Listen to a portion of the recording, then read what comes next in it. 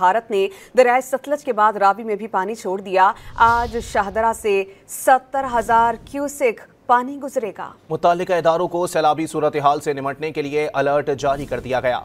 लाहौर से मोहम्मद तैमूर की रिपोर्ट देखिए।